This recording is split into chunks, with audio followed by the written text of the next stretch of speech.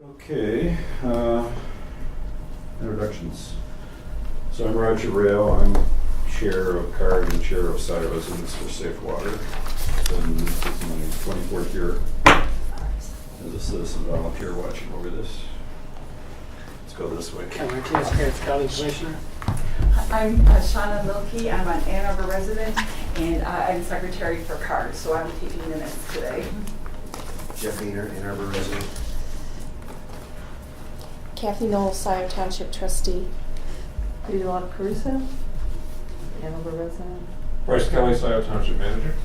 Vince Crusoe, board of the Sierra Club here in Valley Group, and on the board of the CARD, and coordinating member of the Allen Creek Watershed Group. I'm Dan Hamill. I'm the project manager for the Department of Environmental Quality on the government site. I'm Mackenzie King, University of Michigan student. Jenny Kahn, Washtenaw County Public Health Environmental Analyst. How soon they forget. I'm Matt Nutt. I'm the environmental coordinator for City of Ann Arbor. Kevin Thompson, Pittsfield Township resident. Max Pavon, Ann Arbor resident. All right, well, for the minutes. Has the board had a chance to review the minutes? And so I move that we approve the minutes from the December meeting. I'll second that. Okay, so all in favor? Aye. This is for the board to vote. Yeah. Aye. Aye. Roger, do you approve? Okay, yeah, Jenny, do you approve? I haven't Or you reviewed them, read so Okay. no, Well, we have confuse 3 myself. out of the 5, so, all right, the minutes are approved. Thank you. Thanks for doing it. Sure, thanks for helping.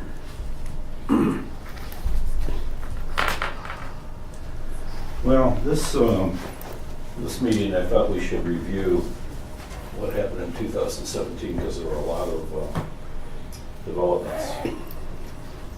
And I had a nice sheet of notes that I left at home. But I think I can remember most of them. And I want to get input from everybody else anyway, so.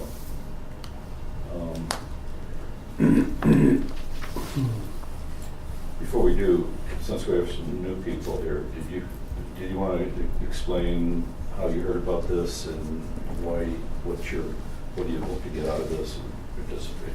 Sure. So I was going to say Max and I, local developers. I was going to say dioxane, I know is a headline I've seen and something that personally I know we're very interested in helping however we can with remediation, understanding it better, making sure that we can address questions that come to us, and just being stewards of the underground water. Do you have any projects near the site?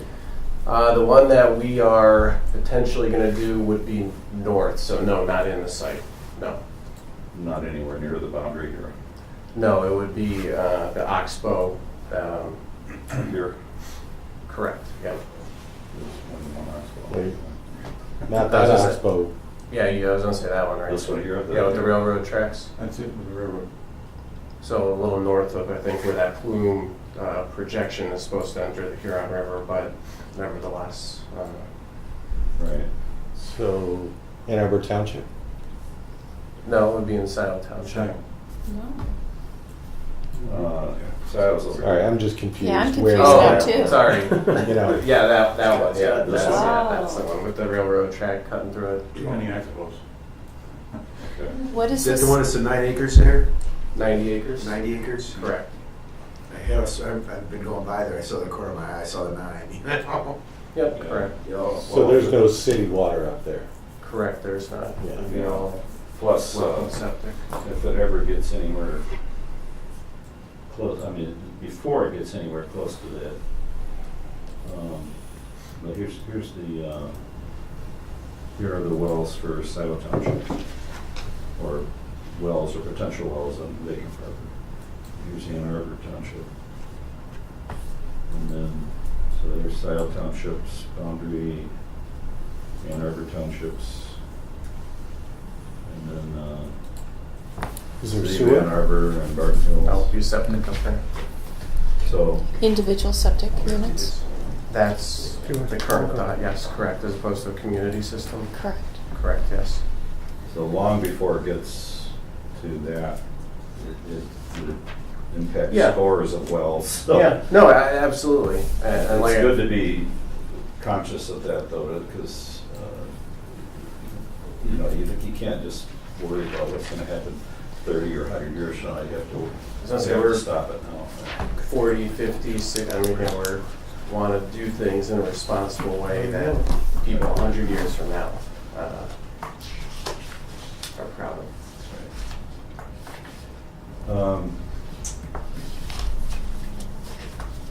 So I went through my emails and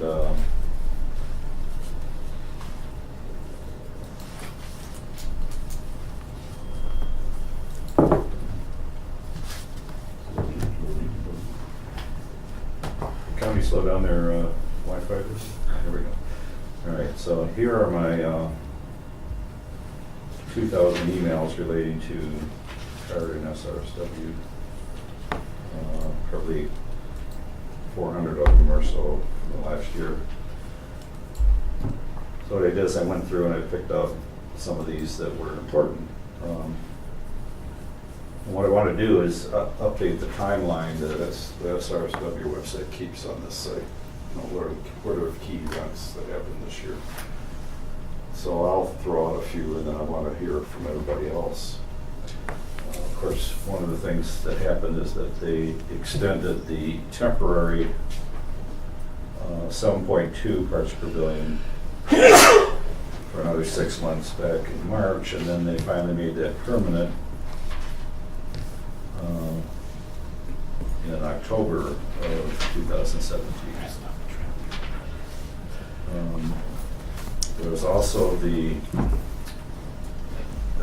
started to promulgate 29 parts per billion for vapor intrusion. And then that was later adjusted to 1,900 parts per billion, but that's not finalized yet. Because dioxane likes to stay in water. The problem is if the water evaporates, the dioxane may go with it, and then that's another exposure path that hasn't been evaluated enough to really look at what the value would be for that. Is it closer to the 7.2 or is it closer to 29? We don't know. Back when the company petitioned the EPA to look at body contact standard, through the skin, the EPA at that time said, well, it's going to be the same as what it is when you drink it. The company was hoping for something more like 2,800 or something, but it came in at like 100 or 85. I don't think that's been reviewed again since. So the same with standing water that has dioxane in a sump pump or in a basement. We don't know what the final standard is going to be. Anybody else have any news on that? I was just going to add that the Lautenberg Act added one more dioxane to the number, 10 compounds that they can evaluate. So that'll be under evaluation in the next year or 2, 3, whatever, which may bring more information to the forefront that would help delineate the toxicity of this compound. It's one of thousands of compounds they could have selected. Of the thousands, 1,4-dioxane is one of the 10. Was one of the 10. Yeah, so it's an important compound for the country. Finding it more locations harder to get rid of. It's very miscible in water, so they find it. Once they clean everything else up, they're usually finding this left behind.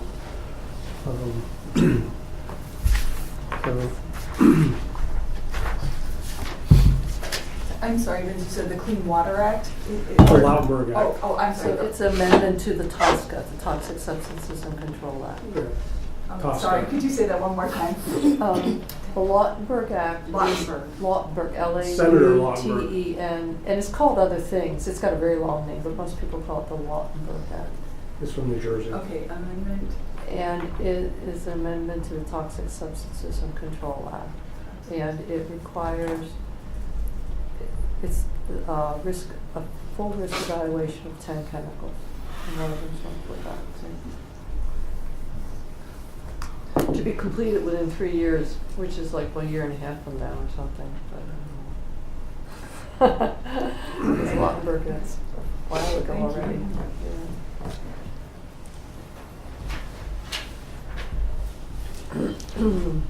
Well, I think obviously EPA finding that this compound meets the Superfund standard, although they're not going to declare a Superfund just yet. They're going to let the DEQs manage it.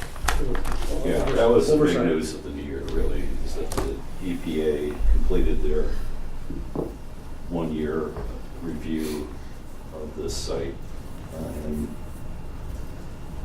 the still has a project manager looking it over, and is going to be requiring additional reporting from the DEQ. Do you have anything more to report on that, Dan? I know there's some preliminary discussions, but No, I'm working with Michael Burkhoff, who's the contact, the project manager assigned by the EPA, working on for 2018 what the structure of quarterly reports back to the EPA will be.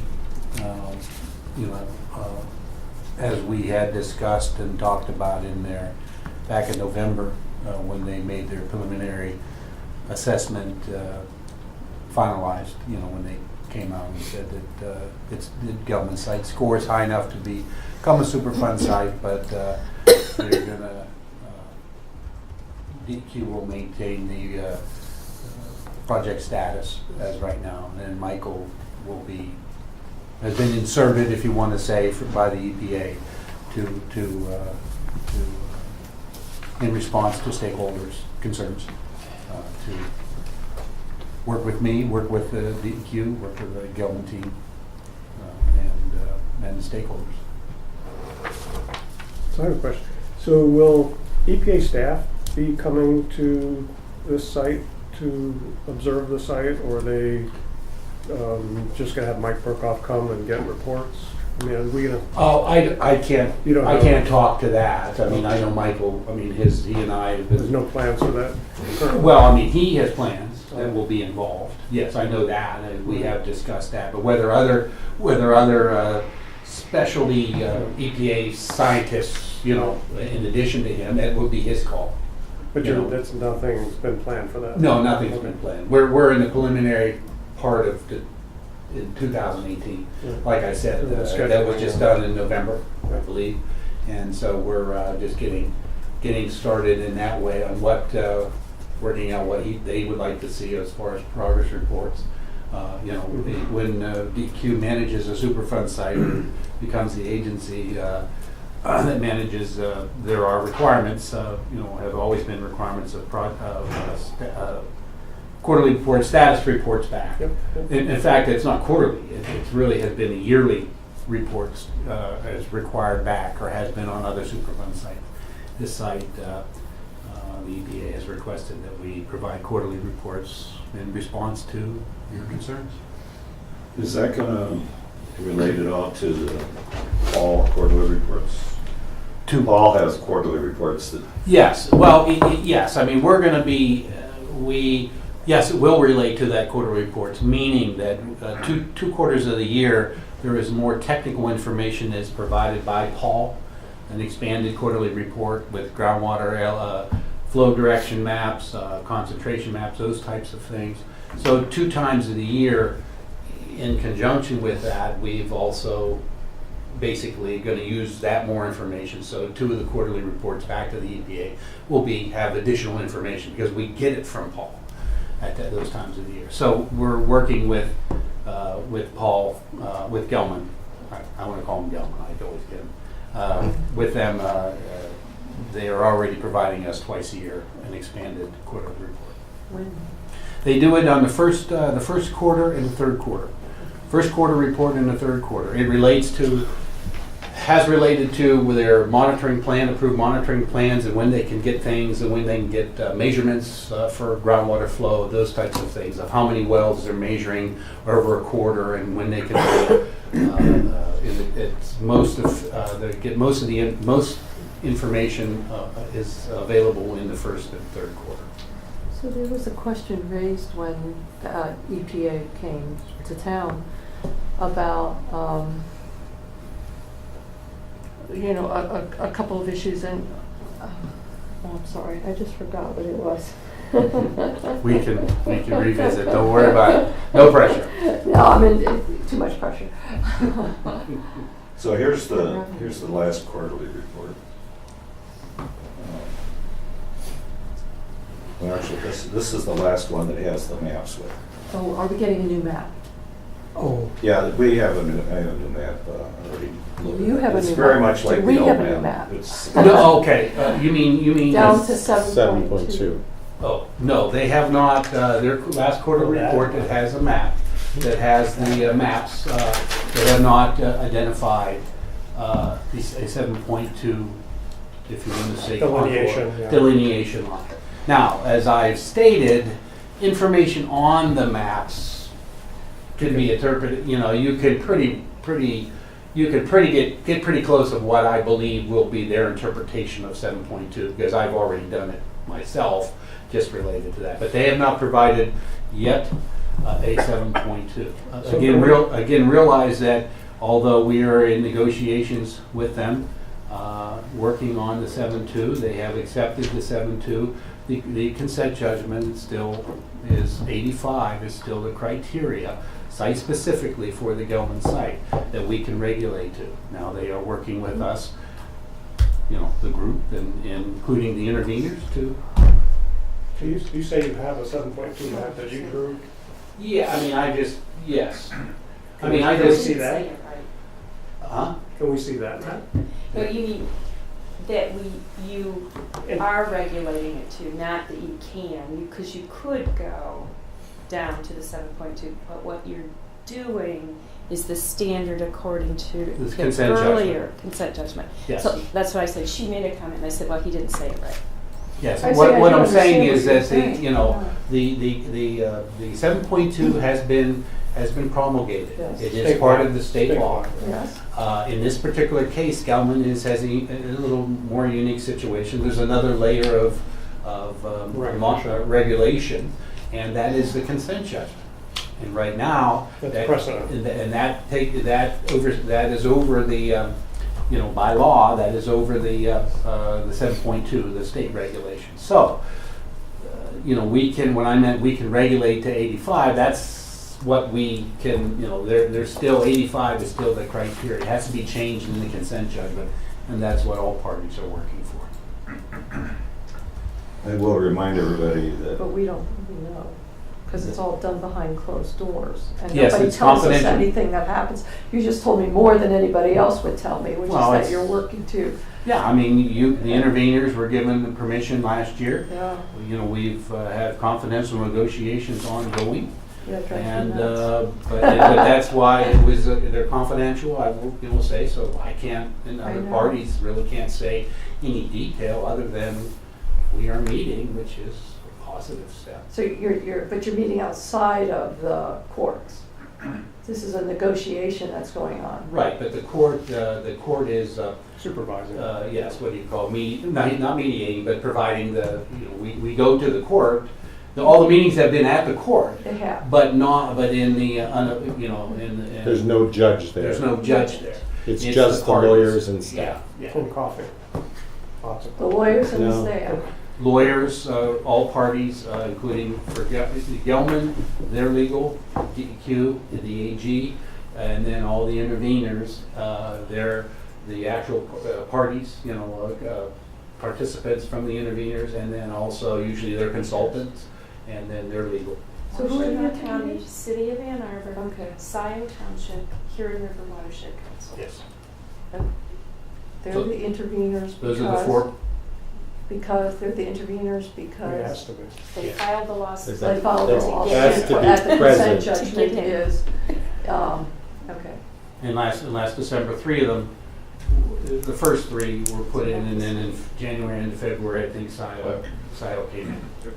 I will point out that the company accidentally released portions of maps that show the 7.2, Really? like they did back here, even before it was promulgated. When was this? I think this was 2000, this was the first quarter of 2017, so Oh, it's before it's supposed to made be permanent. recent. Yeah. They submitted this as one of their quarterly, I think what they did is they went ahead and did it, and they said, well, we can't do that because we're arguing against that we can't do it. So they went and erased all the lines except this little portion right here. Like I said. How did they explain that, by the way?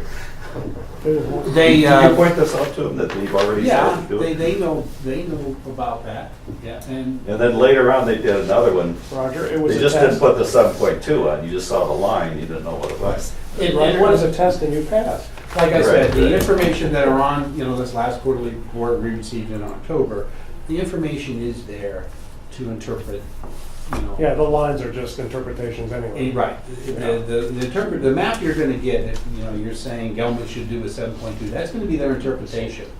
Now, when we But it carries weight. Yes, when we get that, DEQ will have its own interpretation. So basically what it's gonna be is a smaller version of this yellow area. Green. Well, it's green just because of the green Okay. showing through, but it's really yellow. So this, it would be closer to where the red is, because it's 7.2, not 2, and we're not 3.5. But it really should be, what they really want them to do is show where the dioxane is, not where it is at some arbitrary cleanup standard. And they have done that recently also in the western area down here. They showed where it was at 1 part per billion. But for some reason, they no longer want to do that. They used to do that in the old days. That's where, all the boundaries were at 1 part per billion. But when it went to 85, they said, well, it looks a lot smaller if we don't have to show where the dioxane is at 1 part per billion. We can show where it is at 85, and then people won't, developers don't have to worry as much. Right? And then when the standards get tightened, suddenly the plume got bigger. Well, no, the plume didn't get suddenly bigger. It gradually got bigger. It's just that where the dioxane is was depicted different. So this boundary here is just our estimate of where the 1 part per billion probably is, or where it can be detected at about 1 part per billion. And of course, we'd like the northern area here to be sampled using the 522 method, which can get down to parts per trillion, so that we have a more heads up. As the dioxane moves through this area, they have a more heads up, we have more time to respond before it hits all these township wells north of that. Well, the judge also did not follow through with the DEQ and the card request for more wells in that northerly. The old judge. The old Judge Sheldon, Yeah. decided it wasn't worth the money, but he didn't ask for that. Yeah, and nothing's gonna happen in court with the new judge until the Supreme Court rules. And that's the other two things that happen, is that the company, we'll get back to the EPA thing, because I got a lot of notes on that, but the company challenged the intervention, the interveners in law, and lost in appeal court. And then they challenged it, they took it to the state Supreme Court, and that's still pending. Supreme Court. You want to speak to that, Kathy? Well, When do they have to basically, do that? They don't have a schedule. there's no time when they have to release their ruling. It's been 3 months. It went in and it's been almost 4 months now, I guess. August, September it went in.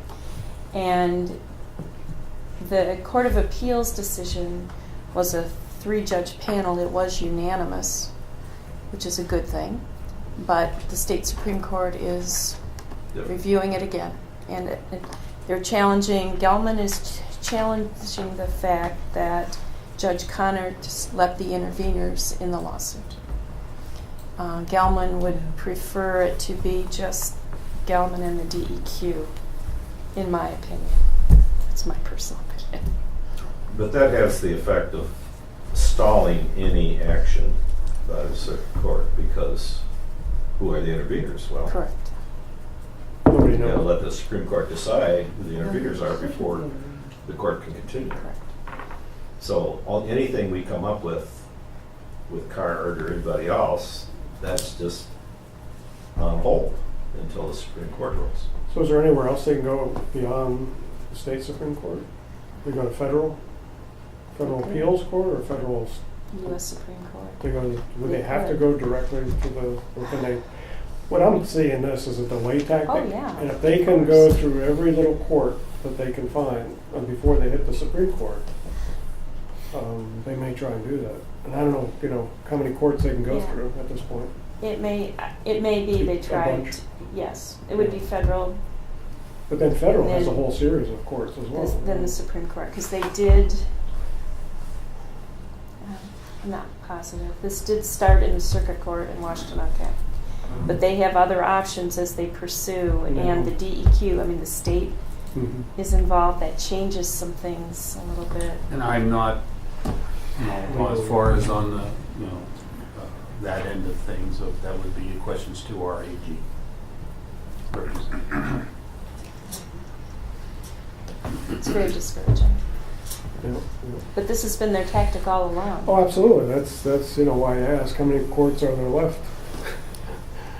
If there's another 10 courts to go through, it could be a while. To go through each, Yeah, they got deep pockets. it's basically out of our hands for the time being, but we can still look through the materials and draft our arguments. And one of the things I did was look through all the preliminary analysis attachments, all 85 of them, and make comments. And this is a document that anybody who wants to weigh in and make comments, they can too. So these, what I first did is I went into the attachments and I put a date on it because they were kind of in some kind of random order in the preliminary analysis, so you couldn't really follow the thread. This is the EPA? Yes. It's called a preliminary assessment. Okay. It's not, the PA. Preliminary assessment, Yeah, you're using the, preliminary assessment. And then, so I put the dates on and sorted by date as best I could. Some of the dates I had to do some research on, and maybe that's why they didn't put dates on the file names themselves to sort it. So, these are some early things back in 68, 69. Here's a comment here where there's a quote that there's a letter, should probably be written, and this would have been by the DNR at the time, to respond to the lagoon discharge. But the letter wasn't included, so maybe that's something that's still available in some DNR file somewhere. I won't go through all these, but this was kind of important when they talked about the drain fields. The sanitary sewer was going to, the drain fields production output was going to go to the lagoons. So that raised the question of where are the drain fields? So I looked on the Washtenaw County records and found some places where the drain fields have been rehabbed, or maybe there's permits to put in them for the first time. So anywhere that there's underlined in blue here, these are links. So you can actually look and see where those drain fields were. And some of those I put on the Google Earth. And it was pretty interesting because this one here in particular,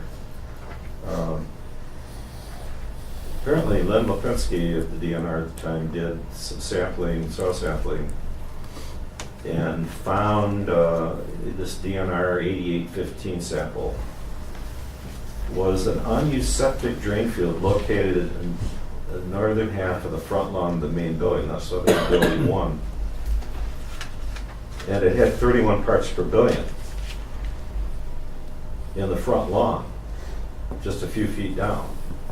Why is that? They weren't spray irrigating that area. So how did 31 part per billion get a few feet down from the front lawn? They used it as a dump area. No, it probably went out through their sanitary sewer. Somebody was pouring it down the drain. Right. So there's another, and this wasn't picked up by anybody. This was not part of the complaint. It wasn't part of the consent judgment or anything. So and of course, it's no longer used at the time they sampled it. So that we don't know. There's no sampling there since at that level. So we don't know what's going on in the front of the building. So what happened to the samples they took in the marsh area? Has that data been released? You're going to get ahead of me here. Well, if we're talking about marsh area. Yeah, but you're getting out of order because that's coming up. Oh, okay. So here's what we're talking about, these samples here. I wanted to hear about that. This would have been this area in front of building 1. Yeah, right here. Let me zoom in again. So you got, this is what's now a separate parcel that's MIHQ building. So there could be still some dioxane here. We don't know. That was just one sample that was taken. Well, that's There probably was no follow-up on it since. probably an the report. illicit dumping, you would say? Well, if they're gonna In the septic, clandestinely dump something, they're probably not gonna do it in the front lawn.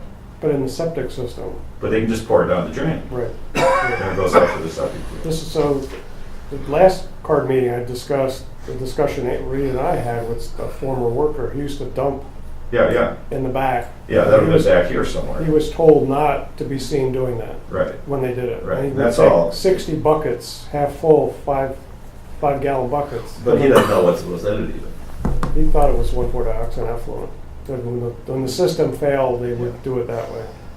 There could have been a lot of stuff like that, but So until I'm we just have saying, hard evidence. this you can't is, go. more information that wasn't readily available Right. about their practices at that site. It turns out, in another location, there's other drain fields besides that one. Let's skip ahead here a little bit. Oh, by the way, so there's some comments here. Spray irrigation areas, turns out, I've so far seen about 4 or 5 different boundaries for the spray irrigation area. This is where they had basically big sprinklers that would spray the water into the air. This was after they tried their sewage treatment ponds and it wasn't destroying it enough, so they would take that and spray it into the air where the sunlight and the oxygen and the bacteria in the soil would break it down better. But that area encompassed these new split parcels. Actually, what I remember was where that new building is, where that church is. Yeah, right here. That was sort of the area, and they said, I worked in that new building, the building 2, and they said don't park on that side because that's where they were spraying in that area. It affect your car's finish. Right. It would melt your car's finish. Right. Which is a bad thing.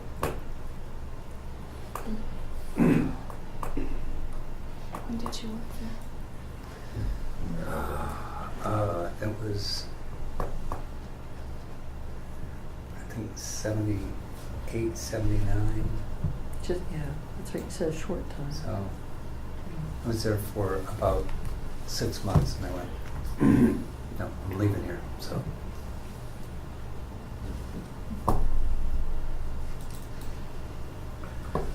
Yeah, so we're talking about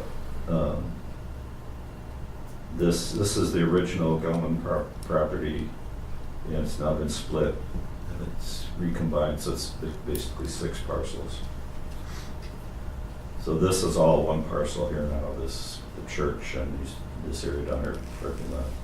And these two are owned by 600 South Wagner LLC that run these as co-working spaces. And the cleanup area, cleanup building, the pond, this is the only parcel that Gelman still owns of the original. Turns out that, you know, so much of this area here was spray irrigation, even before they built this building, before you worked there, Brad. So there's some spray irrigation going on here, at least there's a plan for it in the county's records. So there's a lot of questions about how much dioxane was sprayed, how far it rolled, how far it drained off into the Third Sister Lake area. Where are the soil samples? They've done some soil samples in the last year and a half. We haven't gotten the results of those yet, and we may not, because under Michigan law, if you take samples on your own property, you don't have to disclose the results. And that's a little disturbing because the company is also doing soil sampling up here in the Marshy area. That's their property now, but it didn't used to be. The reason that they own it now is because they bought it because they contaminated it. So my question is that something the company could do, is just keep buying parcels and not have to tell anybody about their samples that they do? But if they're contaminating the groundwater, you would think they'd be required, because they don't own the groundwater. You would think so, yeah. It's This is migrating already off-site. proven that they've had that, it's already gone off-site. So it Yeah. seems to me that dioxin that's still left on site that they're sampling for in all these different parcels, that result should be immediately released. In fact, there should have been a work plan before they even began sampling. And at the last quarterly meeting, the DEQ said there is no work plan. You didn't say the work plan. So there, You were allowed to self-implement. the self-implement. So we don't know if they're sampling in the right places at the right depths with the right analyses. There's Those samples could be very instructive as to how contaminated the soil is, which is probably recontaminating the groundwater, Right. which would give us a better handle on this plume for the future. Right. You know, Now, it turns out this is not the first time they've done it, you know. because they had their own production wells. And those production wells were only sampled once or twice, according to the database we get from the company through the DEQ. And now, as of 2015, those wells were shut down. They were plugged. 4 of the 5. The 5th one is used as a fire suppression. Right, 4 of the 5. What we don't know is that did they do any sampling before they did their shutdown of those? No, they did not. Why not? They Wouldn't that be probably useful have- information? I mean, even for them. Yeah, Say if it was non-detect. it would be it would show useful, some- but we have not been given information other than the normal. They properly abandoned the wells as required under the Right. as well. Now, it turns out that a lot of these things were known through the county's permitting system. And the county's been doing a good job on flagging these permits that are in this area as a Gelman groundwater issue. It's a kind of a note field, a note flag. So if you look up the permits for these, you'll see that note area.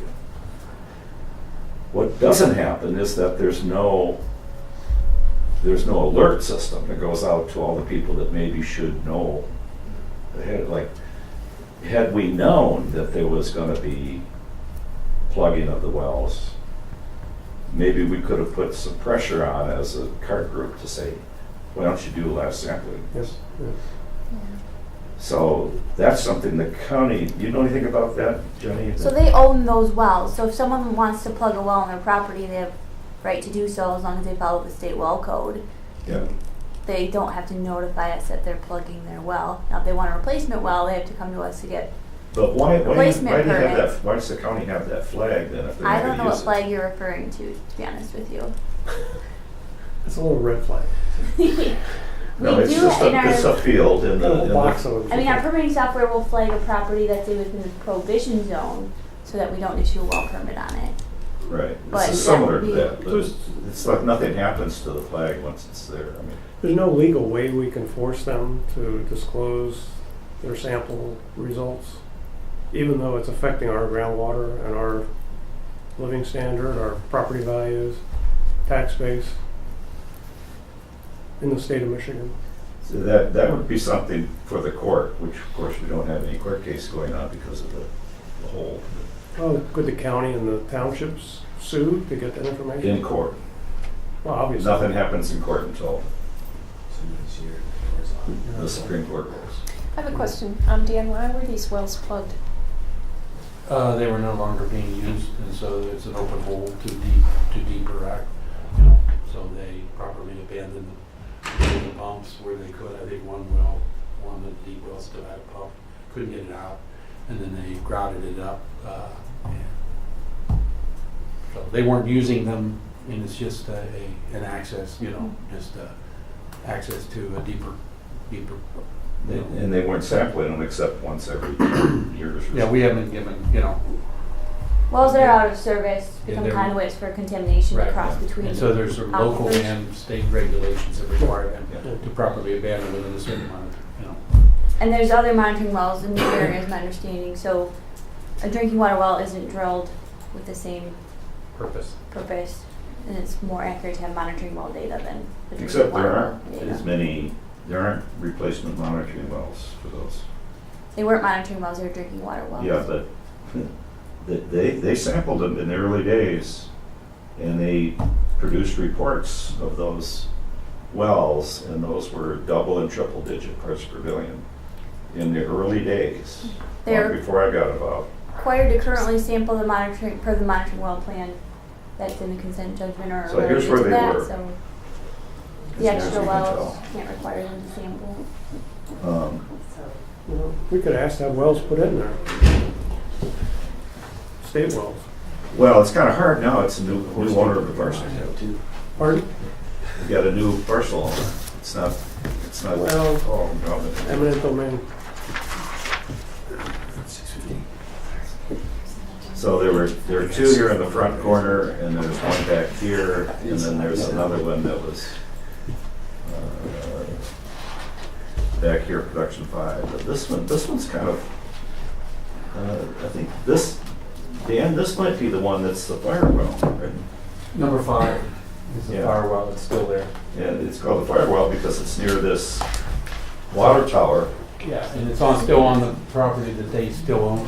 Right. The other ones were on other properties in front of the other buildings or beside the other buildings, and Yeah. they- So how deep is that well? I'd have to grab my info. I'm not sure I have that here. Because one of the things I've been trying to find is identify, for these wells, the originals and the replacement versions of it. I went through the county well system, and there's at least one well that I couldn't, it might be the replacement for production well 1, but it was located over here, closer to where the drain field used to be. But it's not clear, it's 177 feet deep, so Right, and it's that- clearly in the E. Right. That well, Roger, I researched it based with your request, including talking with Gelman. That well is, as far as their information, is well number 4. It's number 4. Yeah. And so what you're getting is, I think, there is some confusion on what wells and the depths relate, but just for here's the wells we're talking about. Here's the Gelman property. The 5 well, which is that up there, is the property they still own. That's the still fire protection well. And then there's 1, 2, out in front of the building here, 3 and 4. I believe that the 177-foot boring, I have a log that government provided too, from their information. I believe that it's number 4 there. Did you plot where that well was? Did I plot? No, other than. Did you look at the well log? Yeah, I have the well log here. Look at the well log. I'll take a picture of it. Yeah, that's available. Because when I plotted the coordinates for the well log, I put it in front of building 1. Okay, so what you're talking about, the latitude and longitude, those aren't accurate, they're interpolated. So, and they even say interpolation from the map. Yeah, okay, that's the information right now I'm still working on with the information they provide. Because I asked them from your email, I say, hey, we have a question we have a 177-foot well log, and then they came up with additional information. So that's production well number 4. I think it's well 4. Okay.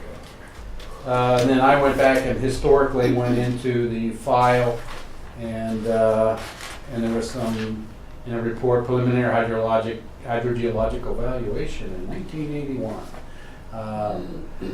Log for the new well at the Medical Devices Division building, which I believe is we're number 4.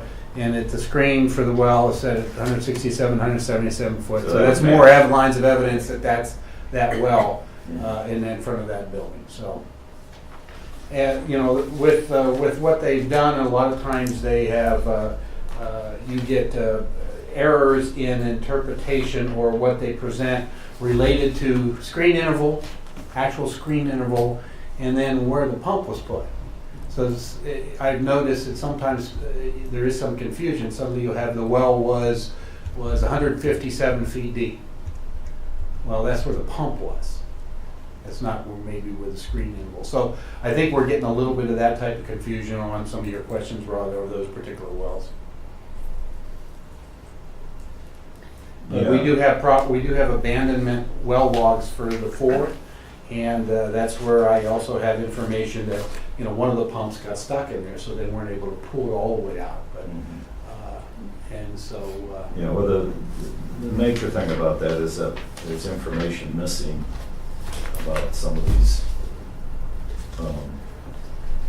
production wells, where there was sampling taken in the early days when you had up to like 120 parts per billion in what would be the E aquifer before they acknowledged that there was contamination in the aquifer. I think, and then that data never made it into the database.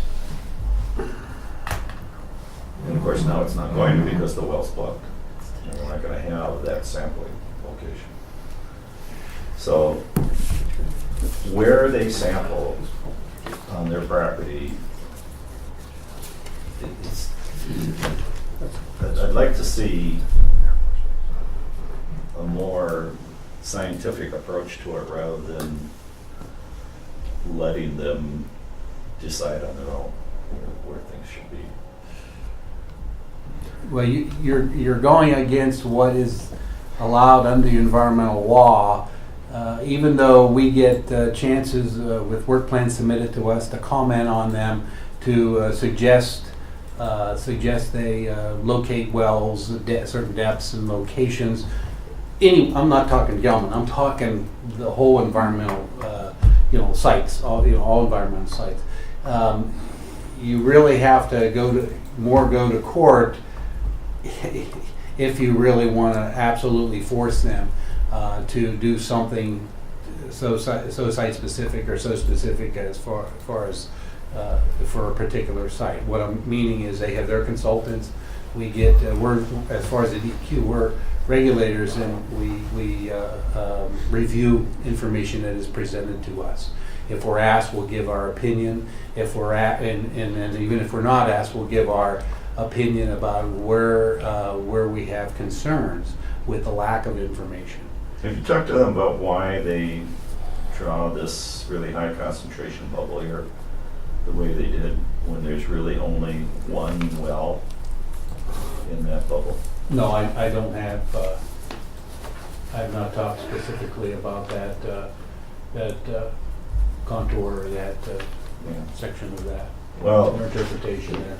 this is NW1 that is in the middle of that. And NW1 is the first monitoring oil they put way back in the 60s. And of course, if we sampled it, it went unsampled for a long time.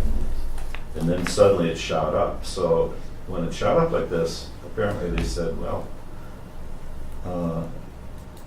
maybe that casing has a hole in it and contamination is leaking down from upper levels, shallower areas. You did a So they replacement. put in this replacement, and the note on the replacement says, MW1 is believed to have a leak in the casing. And then this confusing part, due to increasing dioxin concentration. Well, I don't think it's dioxin concentration eating through the casing. What they're worried about is some other damage to the casing, leak in the casing.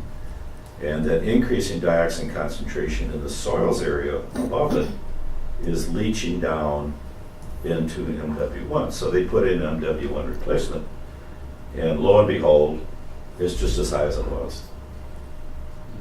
So that contamination is really already down there 60-some feet deep.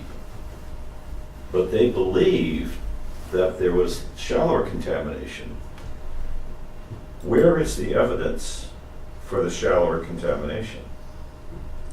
Because it's not part of their soils analysis that we have data for. If we look at the soils area, here are the locations for the soil samples.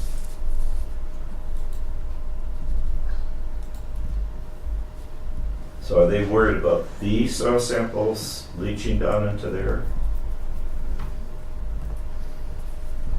Some of these soil samples are really high back in the 88, 89 period. But not the ones that are right next to MW1. So why were they worried about the soil samples? Of course, we haven't had soil samples since like 98. Right? In fact, if we look, the last soil samples in 98, they're not showing up here. Yeah. Excuse me, Roger, I was thinking for the review of 2017, you were going to look on more of a broader scale of... Yeah, I'm getting kind of down into the weeds here. Yeah, But I'll go with you, Roger, but I think more of the people who kind of need to get through 17. yeah. Because So, I get to do this tomorrow. They don't. so I'm hoping that some of the samples that they're taking now that they're not releasing are in the same area as their 98 samples. That's what I'm hoping to see. Roger, while we're talking about the wells, could you show us where the deep injection well was? Yeah, it's right. It's behind this building here. It's right in here.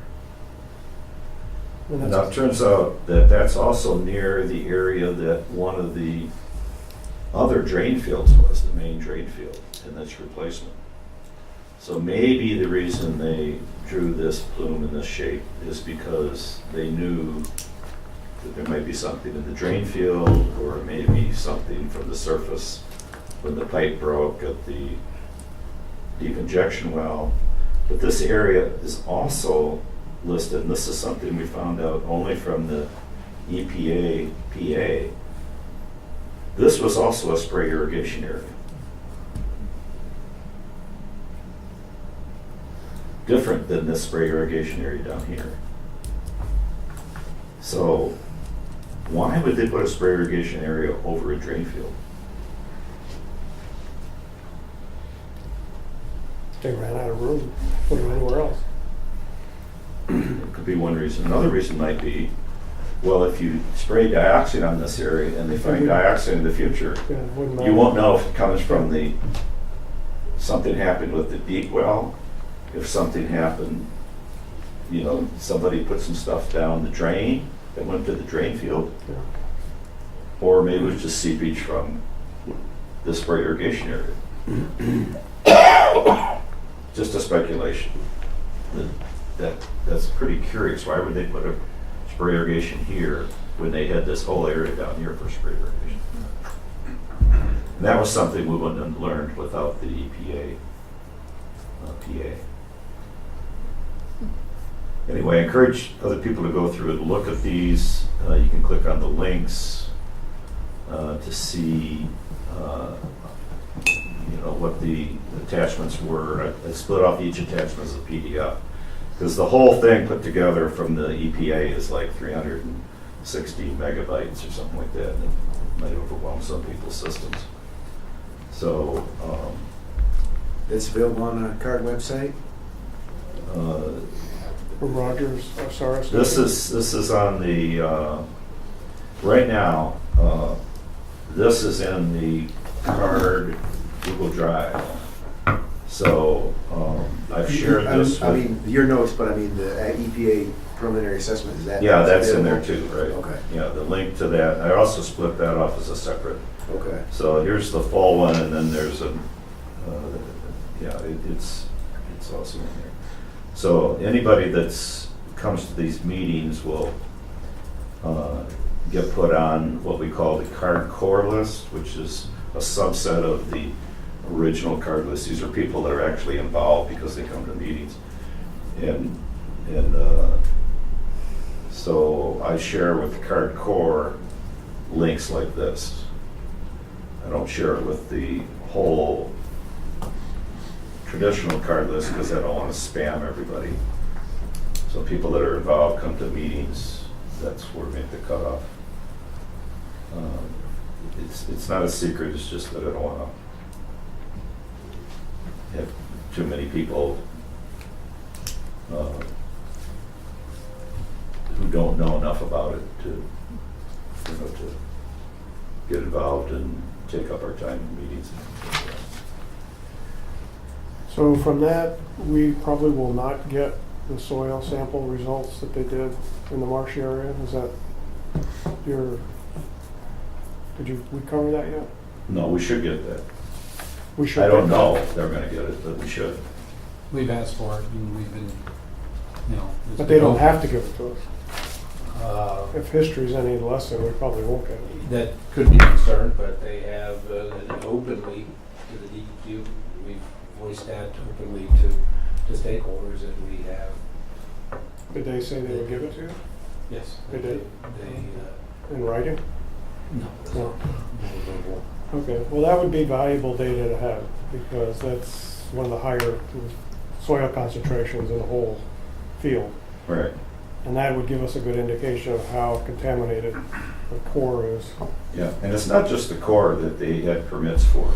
It's really all of this area, back through Little Lake and places like that too. Yeah, they had to submit to local Scioto Township for permitting to do Soil borings samples? and Well, for Washtenaw County. For Washtenaw County, for For borings soil and- sampling, they had to go through for the marshy area because it's a wetland. They had a special wetland. So, yeah, it is open that they have collected, they know they have collected samples, so we expect, and we have been told that we will get that when they have completed their evaluation and presented as a report, as opposed to piecemeal getting the sections, and they want to have it all compiled and their interpretation and evaluation included in the report.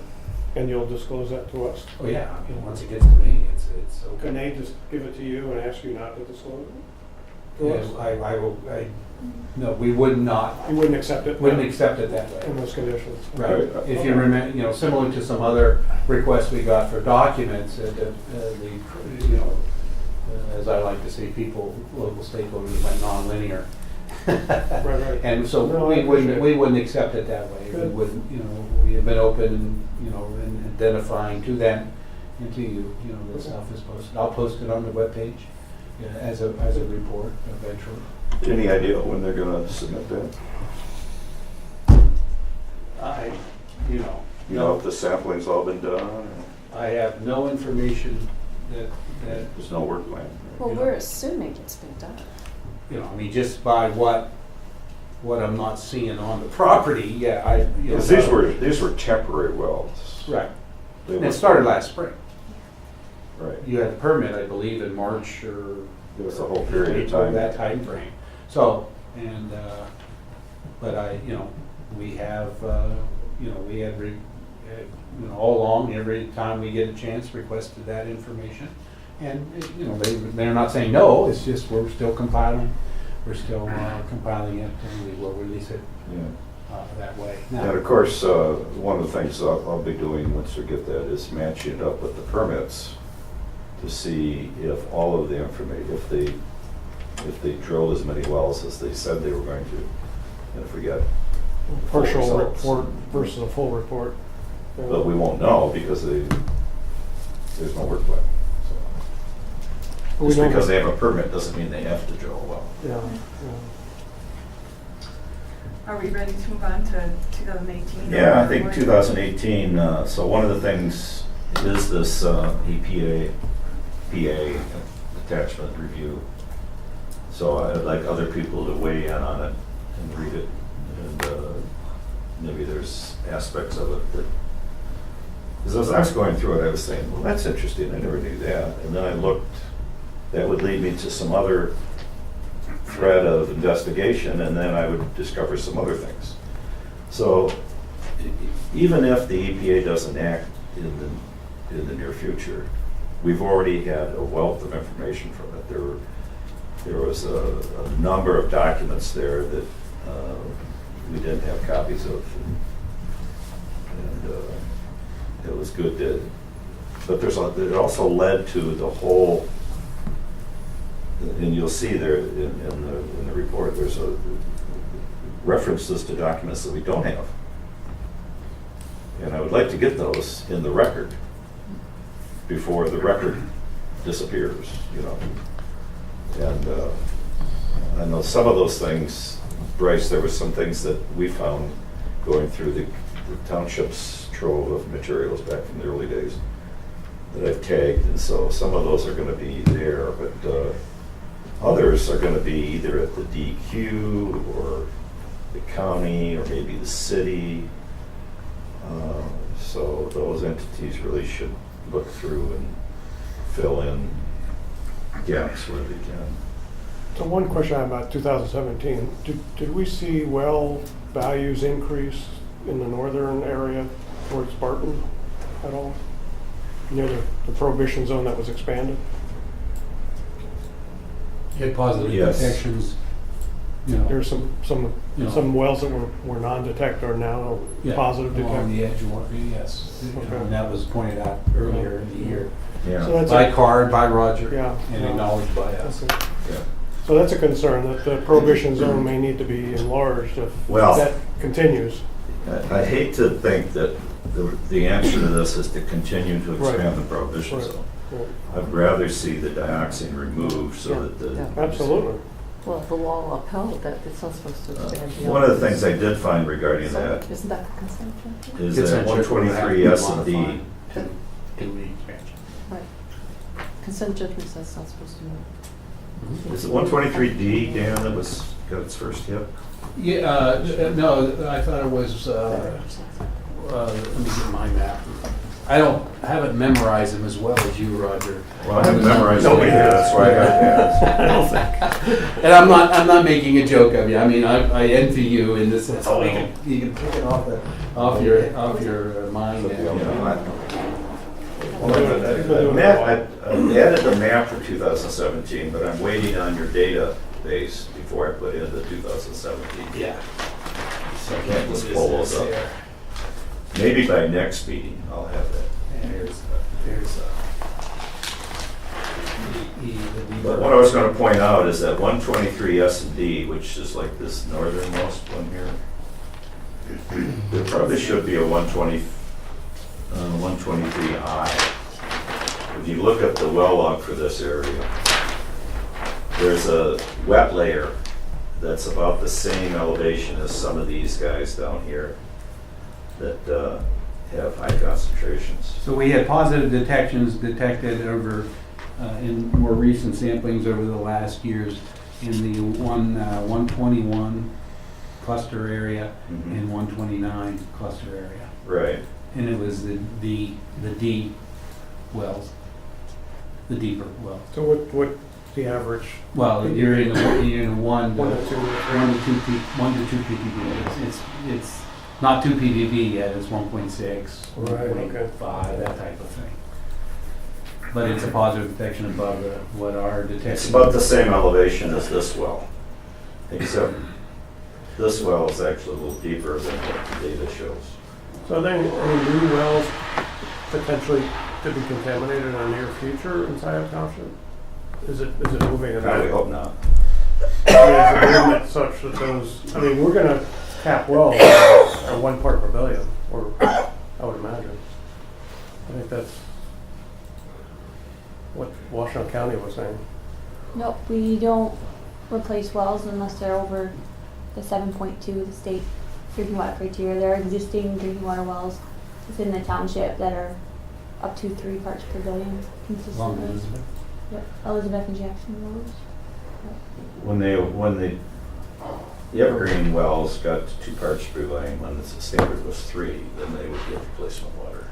And Gelman has stated, and they have, that they would, related to contamination from their property, they would supply water and get water in. The DEQ has also reiterated that we would supply water, temporary water, bottled water, that type of thing, as soon as a well could be impacted. The latest replacement, as you remember, 2016 was 5005 Jackson. Again, 7.2 was only identified After that. right after that, but it was identified that it was going to be, the criteria came out that it was going to be below 10, and the Jackson was approximately at 15 at that time. Yeah, kids are. And at our request, and Gelman stepped up and replaced it pretty quickly when a final number or a ranging number came up. So they have consistently identified that verbally to us. And Well, they were drinking in the 50, 60 part per billion at some point, Yeah. yes, I mean, they're at which historically. is not a very safe level. either. Right, again, realize that With at both that kids. time, the criteria Right. was 85, and it was below the criteria. So do we see any other wells in South Township at risk right now? Imminently? We do have some at 3. That's why, yep, Yeah. or have been up to There's 3. some at 3, Here. which I would say is, should be That's a why lot. the county Elizabeth is Street, right? contracted by Elizabeth Street DEQ to is at risk, consistently yeah. monitor those residential properties. Yeah, on an Jenny and I annual were- basis. Go every year, evaluate where sampling has occurred. DEQ samples residential wells. And we started out with a core of about 27, something like that. And historically, we've gone up, 2014, have gone up to as high as 100, or proposing 114, 120 wells. I think we got 90, 95 out of that in 14.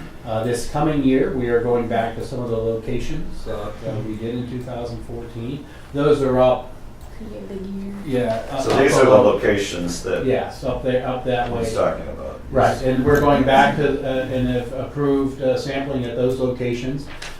I don't have those on. I'm in the process of getting those well locations put on my database. Mhm. The addresses, it's a little cumbersome to go in an individual. You got to get a spot for them. So, but along Christine Drive and some of those out there, we're going back and we have 214 data non-detect, and we're going back and doing it this year. I guess the question was, do we anticipate any additional wells in 2018 being turned off? When you mean residential water supply wells being replaced, turned off because of exposure, the only, again, historically, the ones that have been. There are 2 or 3 or 1 or 2. 3 ppb, 3 plus or minus, 2 or 3 ppb along with Elizabeth. So that's currently what. So I'll take that as a no. Right, No real and no, danger. we don't have any information. They are, as far as a non-expansion objective in the consent judgment. We monitor these wells. These colored wells are in the consent judgment identified as the compliance monitoring wells. So the consent judgment also, these would be out of compliance if they get to 85. But we are looking at them all the time now, relating to the 7.2. standard. Just so So, everybody else knows, the compliance wells are not all the wells. no, So you could have a well that's above 85. yes. And it's not Yeah. identified in the consent judgment as a compliance well, Then and what then that happens? means they are not out of compliance of the consent judgment. And we would evaluate that, is that an indication So of it an happens to be if it happens to expansion? be somebody's well, too bad. No, I don't. No, these are not. They wouldn't be forced to drink 85, I don't think, would they? No, we wouldn't. No. The county wouldn't allow it. I'm just saying, as far as, I want to make it clear, as far as the consent judgment, that it is still the criteria in the court order response is 85. So we're working with Gelman, they are working with us to, if someone is like at the 3, we're keeping our eyes on that. If an indication would be that someone's going to be exposed. Which one? I'm just asking I'm her, sorry, because we had excuse email, I'm sorry, I thought could be Dan, quiet I about have a question, Wasn't and I don't know there if a it's house appropriate she time, but I said just on want to ask. Jackson? 2 months ago, I There asked is a about property that's had detentions. I don't think site it's been monitoring 50. of Oh, wells, 1 or 2. where it was happening, when it was happening, because I would like to come and observe, and I haven't heard anything in the past 2 months. Yes, I have it's on my list of things to do to coordinate with the card on a time when we're gonna do some split sampling with them. Now, they're out there all the time doing a monitoring and. Well, that's what I wanted to observe, is somebody doing the Right. well monitoring. And I thought that maybe I'm wrong in my perception of what we had come out of that, is I was going to identify when I was going to be split sampling with them to it at the same time that, and you can observe, so I can answer questions in that way. But if I can give you I think the we talked mark. about doing that in the spring. Right, But it was and I more will say to though, see as what far as, was I out did there. split sample in December, it was cold, I just wanted to do something before the end of the year, and I only did the 103 cluster and the 112 cluster, which is over here, because they do that monthly. So I have full intention in 2018 is Okay. providing you some information so you can observe the sampling procedure. You had some questions about decon and that type of thing, I think, if I remember right. And so I'm planning to do Yeah, as that. long as you got me on your list. I've got you on my list. We're gonna say goodnight, we have a township board meeting. Yeah, that's always Thank like you. early. Bye, Grace. Bye, Kathy. Thanks for being here.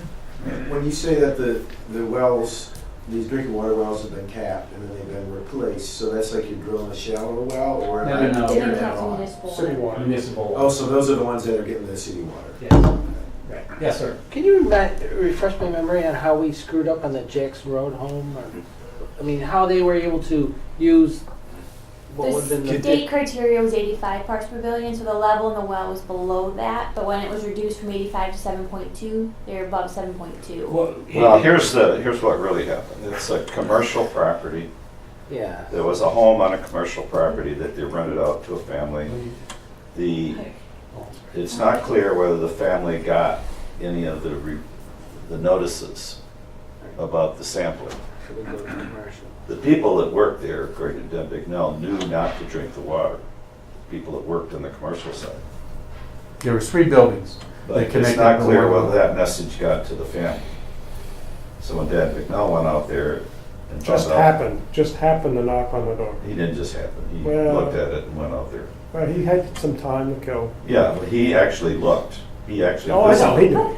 Yeah, Yeah, so it wasn't planned. that's how it got, and then it was a race between the county and the DEQ to provide replacement water, which they did that day. Bottled water, yes. Bottled water, and then the next day they hooked up to the City. temporary line to the hydrant, and Yeah. the day after that, they ran the line to the house. So it was prompt response once that was known. But that points out a gap that people that might be renting might not get the notices. Yeah. Right, That- of course. And Well, they may have gotten Well, a people notice say that they're that not getting notices when they buy property. they may have gotten a notice that they're drinking safe water because it's below 85. right. They were drinking 50 and 60 part per billion. Well, at that time, probably about 15, 17, But whatever. so it was probably, as high as 50 or 60 or something. Not when they were living there. You are right. In our file, when Gelman sampled the wells, that well, and let's talk about that, 5005, they provided notification to the owner of the house that the renters, the owner, they sent it to the actual address. The notification was a letter to the effect of, we've sampled your well, you have you have 15 parts per billion of dioxane. The current criteria, cleanup criteria is 85. The water is safe to drink. And that was provided to both the owner, the renter. I mean, it was physically mailed, to that address, and then physically mailed to the businesses, 2 other businesses that were the addresses on that same parcel that were utilizing the same well. I guess I'm asking, oh, I lost my calendar. Do we know how many other homes or sites could be under the 85 consent judgment still with an operating well? Well, in our the same best, situation? working with the county, our best estimate, like we said, there are a couple of wells along Elizabeth Street that have positive detections at approximately 3 parts per billion. There are some wells, but those really are the only wells left over that we have information on that where people have potentially drinking water that have positive detection. But we don't have any information at any level. But we don't have, and we don't have any other information that said that people are near the 7.2 criteria. At any level, using the older analysis, the older sampling analysis methods. The state uses an older one and the company uses another older one. Neither one routinely uses the latest EPA 522 sampling method that can detect below 1 part per billion. So there may be other properties that are drinking 0.5 part per billion and we wouldn't know it. Now some states regulate down to 0.35 parts per billion. Absolutely. Because they still use a 1 in a million case. The analysis method that the state uses and that Gilman uses, they're 2 different types, are both EPA-approved methods for dioxin analysis. They just don't sample down. They don't And get down to the the detection pressure chart. is 1 part per 1 billion. part per billion for both. Mhm. Now, with a little caveat, to be transparent, I guess that's the key, the term. The state method is it's an 82. It's called 8260 SIM, single ion measurement. And although they get down to 1 ppb, because of the methodology, they say anything below 5 ppb could be an estimate. They're very adamant themselves that no, if it says 1, we get a positive detection. They're hanging their hat on it. I mean, just at the lab person. But because of the methodology and the method that's published by the EPA on how to do it using the 8260 SIM, and then what the QAQC you have to do, they do caveat it saying, but anything less than 5 could be an estimate. So you may not have. Sure, 2 might not really be twice as much as 1. Right, it's in that, Evaluation, right, but if the it's ability above, to but if it's distinguish. above, if it's, Right, what they're right. saying, if it's above 1, if you have a positive detection, then, it's there. But in between 1 and 5, it's, kind of now. Well, I mean, you're talking parts per billion. Now, Gelman uses another method, 1624B, and they have their QAQC, their methodology. They have, their detection level is 1, and what you see is what you get as far as that method. So that's something that could be addressed by the DEQ. They could Right. sample using the 522 method and have a more heads up. Yeah, just realize though that the 5.2 method, the DEQ lab is not cannot do that. So That's we right. would have to send it out to a contract lab, someone else.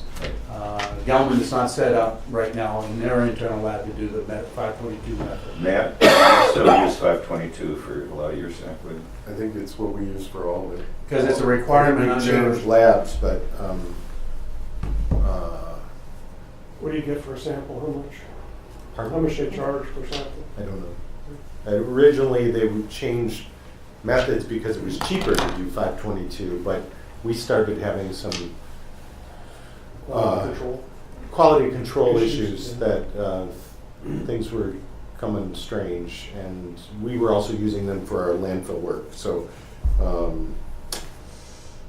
I'd have to double check who Patty and those guys are using on the landfill. I think it's the same. I think we're using the same firm that Wendy up at our lab uses. I can find out. Can we get electronic copies of the sampling for the Northwest Supply Well to add to the database? Sure. I think I sent you an Yeah, but I mean, updated it's a one. regular thing.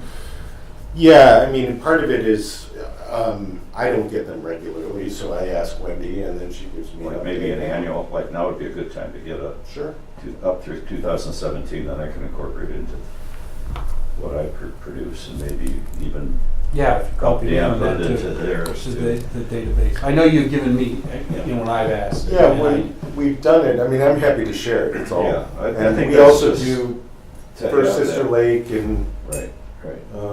the wastewater plant Right. outfall. Yeah, all that stuff that's related to dioxin, because I've already got a commitment from the university for them to share what they have for the Third Sister Lake and Saginaw Forest. And it turns out they do they get split samples from the company, but they also do some of their own sampling, and they've done it all along, even though there's no Compiled. caretaker there anymore.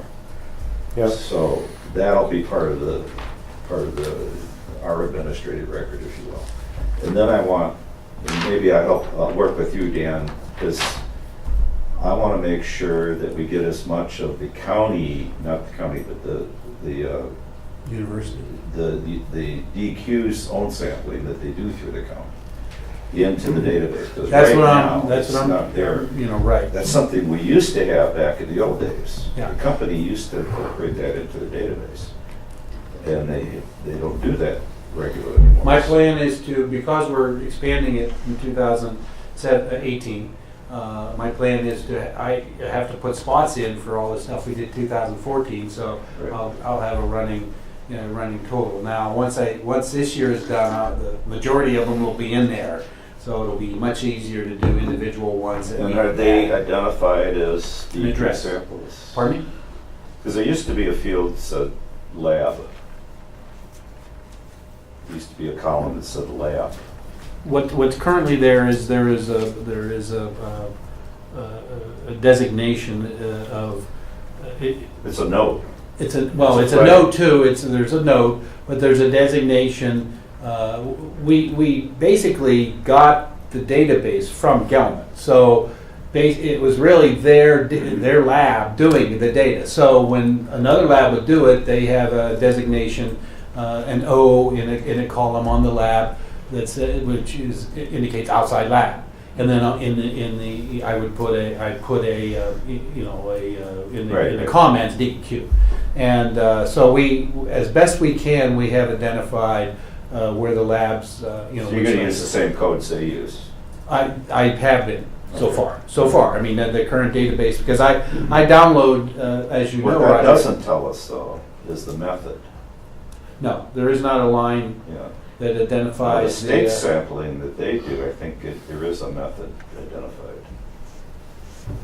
Oh, in the state water well Right. database, yes, there is a method that you can So get from them. that's something we could consider adding a field for that. And going back and hitting the handful of times they use some different method for the old data. The other thing I'd like to see as an additional field in there is when a well is shut down, I want to know the date. So it doesn't look like there's still a well that can be sampled when I do one of these maps. I want to show that was there and it exit out or something, so that we can show where there used to be sampling, there's no longer sampling. Because I think that's important. In the it's in the database, but it doesn't come up. No, it's not a separate field though. You don't have. Well, other than if you hit. You have to look in the note. Right, and, yeah, and that's the notes up in the, you know, not the data, yes. It is in there, but you gotta look in the But note. going forward, I'd like to see that be a separate field, so that, you know, For you to glean, you know. we're talking about doing this for another several decades. It's gonna get real confusing if we don't start Right. doing this in a proper way. So for 2018, we gotta respond to the EPA's PA. So the notes I've started on that, I wanna hear input from other people. Is there a deadline for that response? Well, huh? There's a deadline for that response? No, No? no, Dan McNall thinks you've gotta do it within 6 months. I'm thinking 3 months, 4 months, so sometime in the spring. And that's something we can go over at a future CART meeting, you know, once we have more of the loose ends tied up, because there's a lot of loose ends that we need to hunt down and fill in, you know, the documentation and stuff like that. And then in the next few weeks, once I get Dan's 2017 data set, I want to do the mashup updated through 2017. So that can be also part of the, we can generate images and things as part of the response to the PA. And then we hope that we'll get some, it probably won't come in time to put into the mashup, we'll probably have to add it later. The soil sampling that the company did back in the spring, that we still don't have the results. It'd be nice to know what that was so we can update, bring everybody up to date on what's really going on at the site. And then the court case should, you know, the Supreme Court should rule on the intervention so we can get on with the court cases, and then a lot of the stuff that we're developing as part of the response to the PA can then be used in court to advocate for certain positions and arguments. And beyond that, Well, we had discussed this before. I was sick last month with sciatica, and then I got a really nasty cold. I did start working on a potential list of benchmarks that we, as a group, could propose to the EPA. That if these benchmarks aren't met, they should reconsider their decision.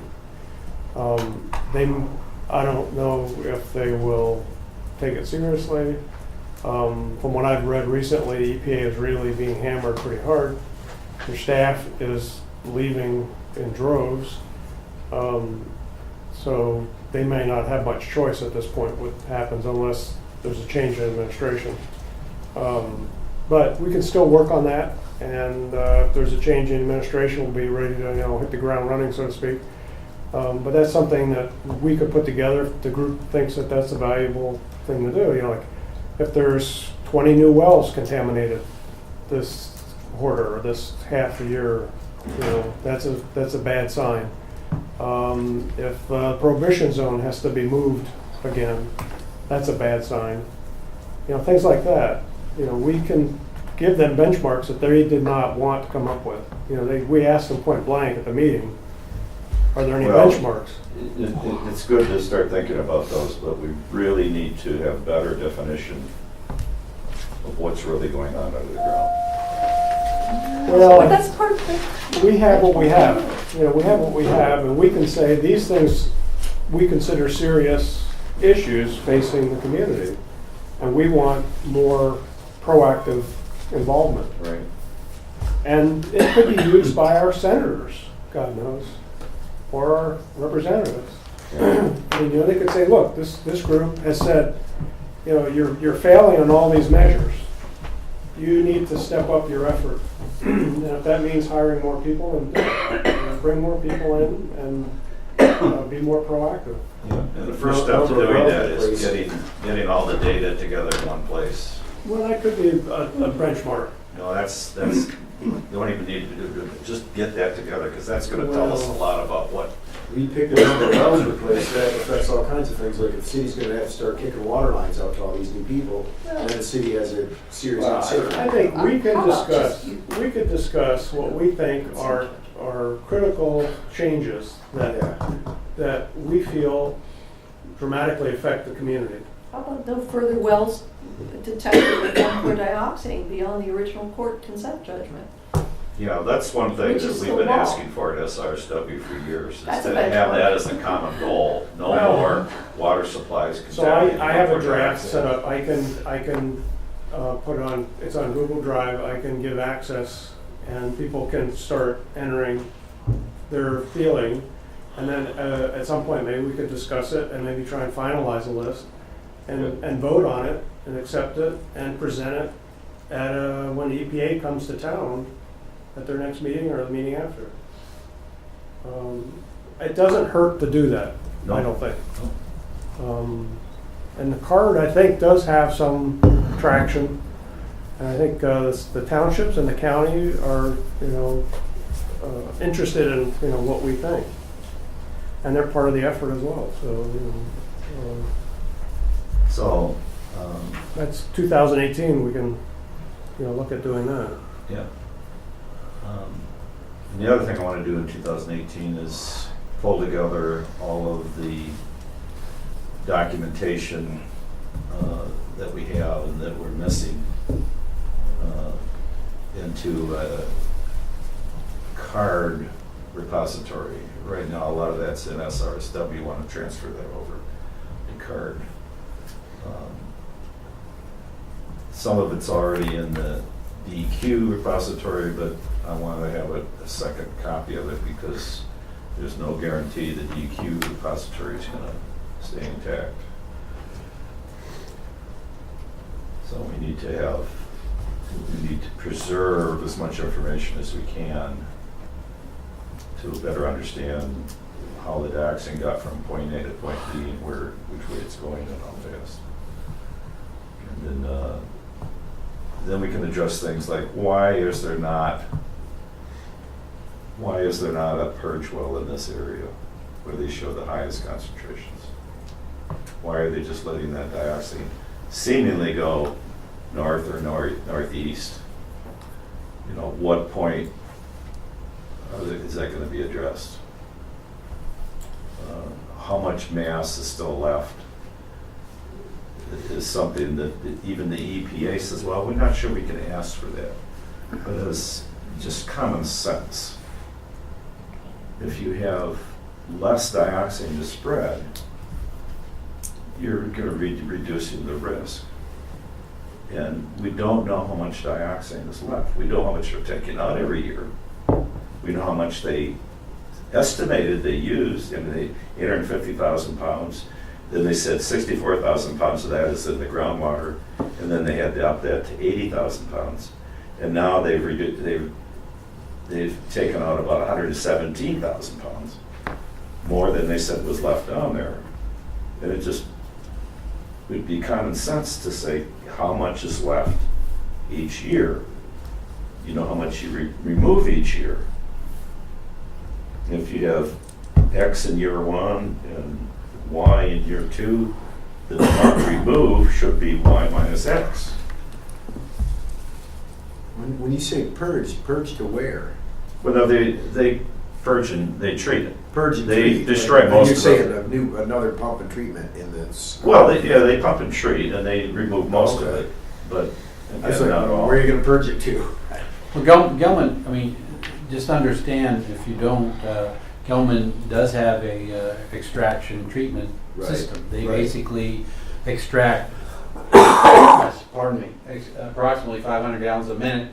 They pump it over to their facility, the property they still own that we've been talking about, and they treat it with, it's a chemical oxidation treatment, and then they discharge that under an NPDES permit into a tributary of Honey Creek. And they're doing about a third, right. they're doing about a third of what they could. Right, no, yeah. They historically had been up to around 1,300 gallons per minute. They are now approximately at 500. So what Roger was identifying is put another extraction well is in an area that has high contamination. Is a logical step.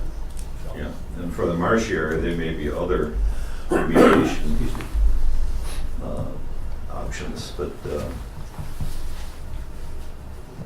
you know, that clearly there's an ongoing source at the core that's feeding all this. But otherwise you wouldn't have that bubble back at the core. You wouldn't have MW5D being 10,000, 20,000 parts per billion year after year. Roger, I have a question. Is anybody that has property that borders the Paul Gilman site suing them because of the loss of property value? Well, they tried and they lost in court. They sued them also for potential health damages across the street when they were drinking water, you know. And all of those neighborhoods lost. There was maybe some settlement, but nothing like, and they even lost an appeal and would have had to pay court costs if the company ever went after them. So it's not good news. So if they have property that they wanted to sell, those people sued and lost also? No, I don't think anybody sued them over property values. Okay. They might have, but I don't know about it. That's one of the things that's a loose end too. And, I thought I had somebody that was willing to go through and look at all the court cases and get as many transcripts and things like that, because there were a lot of court cases early on relating to Gelman. And I think there's enough, that would help provide some insights, some of the testimony and things like that. Just like when ADP, I think it was sued Gelman, there was some testimony that Chuck Gelman found one of these depositions, skimmed it, thought it showed that they did a better job on bioremediation back in the early days. So he sent it into the repository. And you look at it, and it's very damaging to the company, because this guy who the deposition was Dr. Etzel, who was a professor emeritus at Purdue, and he talked about how much violations they did back in the early days, you know, and what it would have cost to avoid that back then. And that's another, you know, that was good information that we wouldn't have had otherwise. So I'm thinking there's other court cases that probably have some testimony that would help us understand maybe a few facts that we can pull together. Some, you know, like this thing about the, you know, where the drain fields are and who dumped what when, and, you know, there may be places where there's high levels of dioxin that haven't been looked at or haven't been monitored enough in the intervening years. And if, you know, the more information we have about what really happened, the better we can address this. And instead of just saying, well, you know, there's people that say, well, let's just go forward from here. Well, you go forward without enough information, you could be hitting your head against the wall again.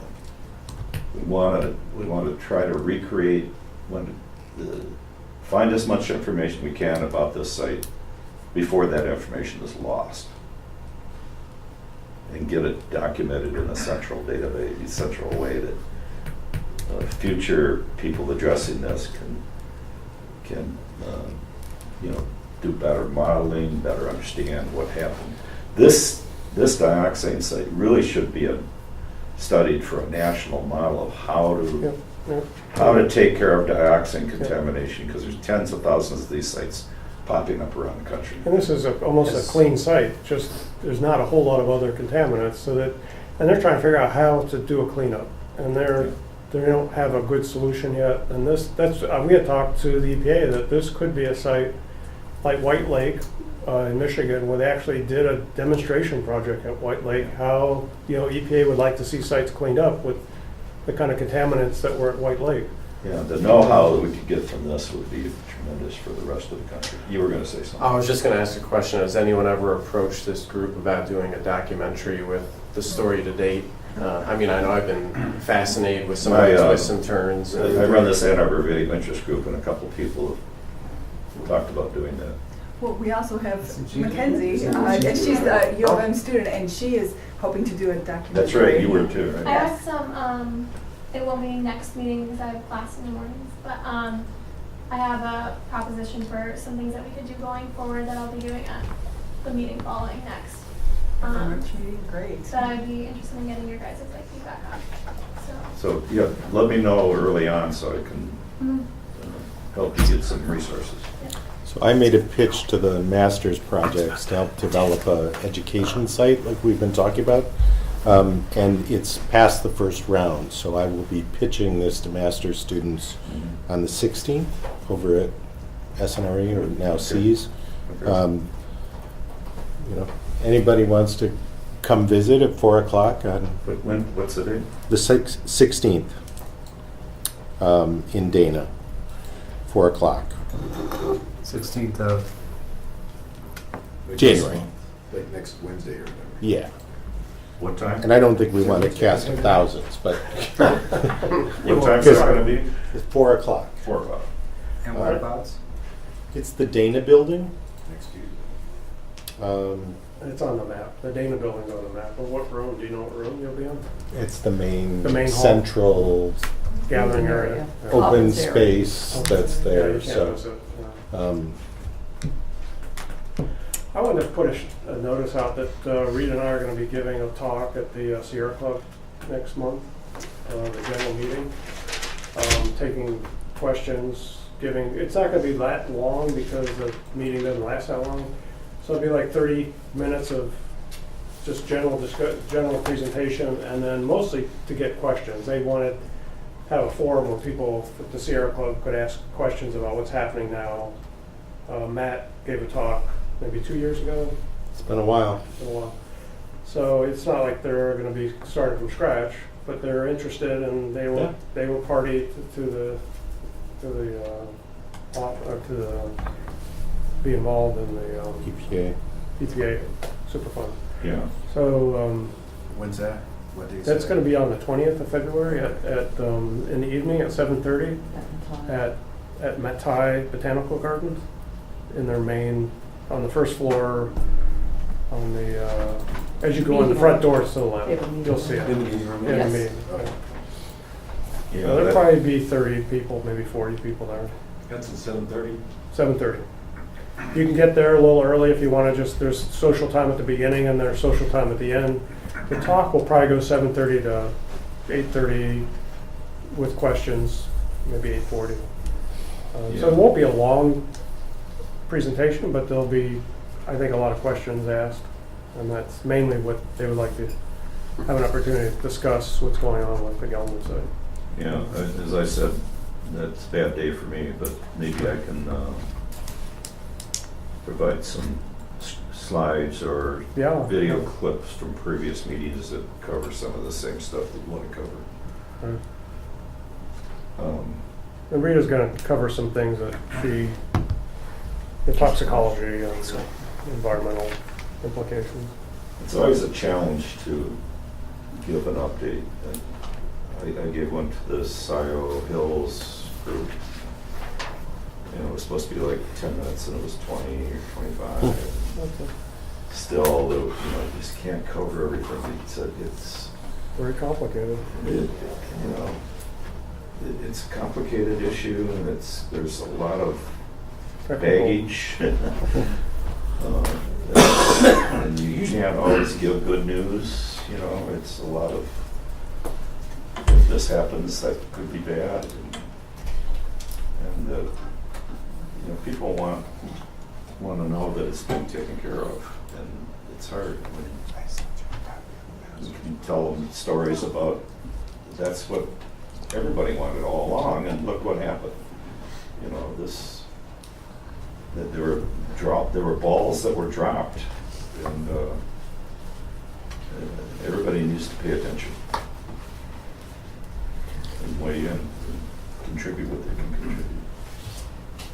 So the next meeting, February, is a daytime meeting.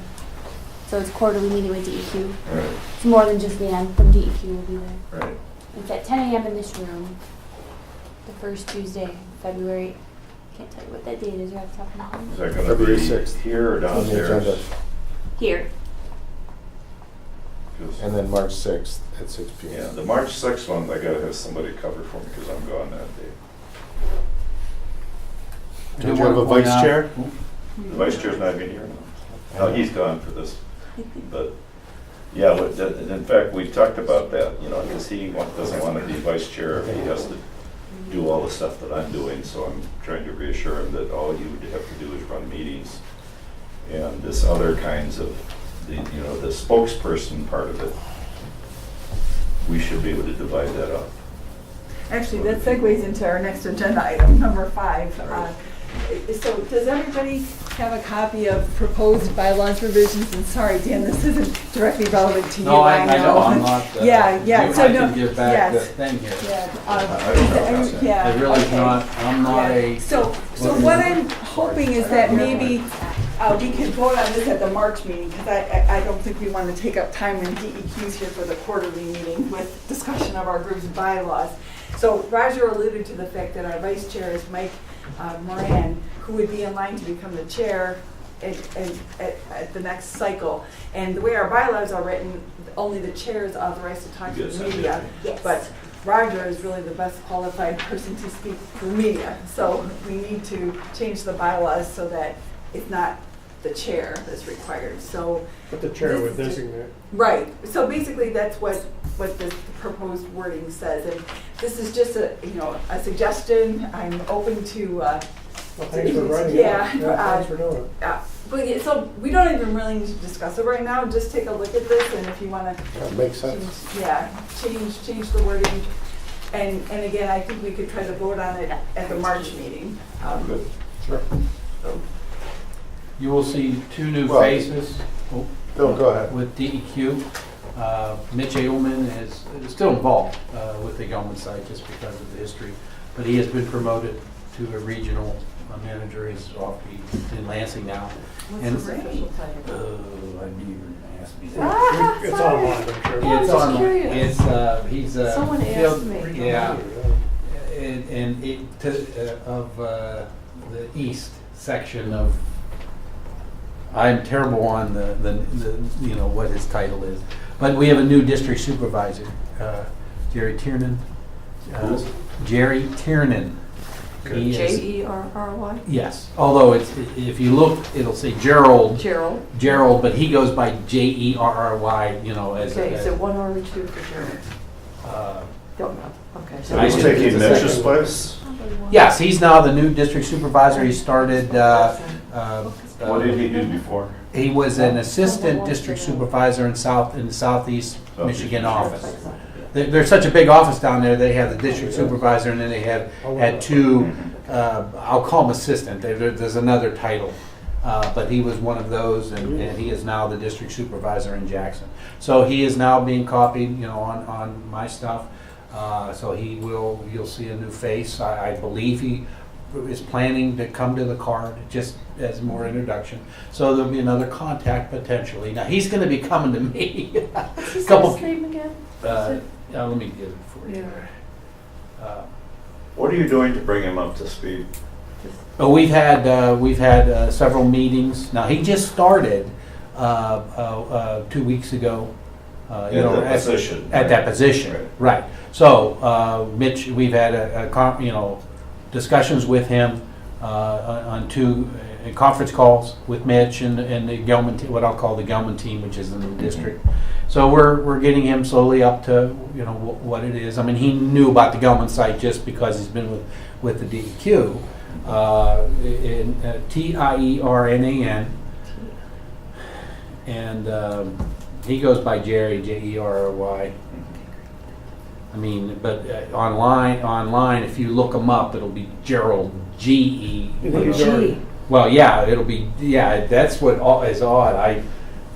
But it's Gerald So is it's a his G, formal. not a J, right? Yeah, it's a G on the DQ database, Gerald. Got it.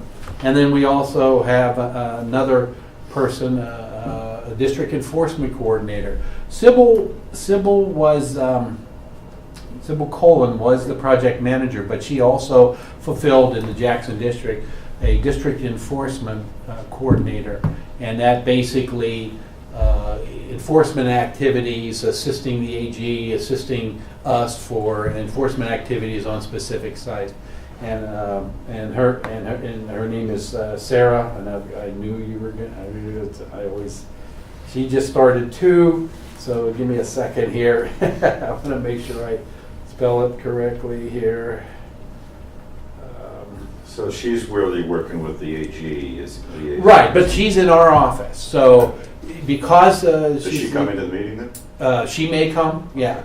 Nedrick, Nedrich, Sarah, Sara, and she would be fulfilled the District Enforcement Coordinator. You may hear the acronyms DEQ.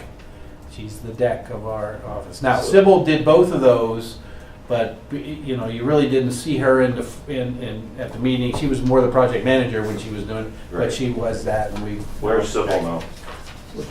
She's retired. Oh, she's retired? You know, she comes in every You once can in a while. follow her on Twitter. She's like steward of Yeah, she's something. she's still in her environmental and some of the very causes close to her. Where are Sybil's notes? Where are her notes? Her hand notes? They're in the file. They're either and then her emails or electronically. If you did not know this, you know this now. The Gelman site as in DEQ has been designated as a enforcement site. So as far as we can't get rid of notes. You have to keep everything. I forget the term exactly. Preserve the. Preserve everything. Preserve Emails, whatever, notes, sketches, whatever is kept. And all these people then will from I'm now. glad to hear that because I was worried about that. And there's no retention period, like 7 years or No, 10 years? no, not that I know of. They just. I'm in So the it's still an ongoing case. So anybody involved now with the DEQ, including these new people, would have to be, But it's not retrievable. The hand notes aren't retrievable. Well, they're in the file. They're in a file. Yeah, they're in a hard copy file. Right. We are slowly. Chronological order, probably. Yeah, as best we can, physically doing. Now, that said, the file for Gelman is overwhelming. Okay, and we are slowly in the process in Jackson District of getting a electronic document management. So I'm anticipating potentially that some of the day forward stuff sometime in 2008 will be, I will keep things electronically and not hard copy. Now that'll first start with stuff that's easy like reports and that type of thing. Scanning in the old hard copy file, we have 15 feet, 15 or 16 feet of file cabinets for this site. So scanning all that in is that, that's. I will point out that for a couple, 3 years, I had the township scan their monthly packets as they came in. Monthly, what do you mean monthly? Packets, the packets that used to send every month, the repository materials. Yeah. So they would scan it and put it on a CD for me.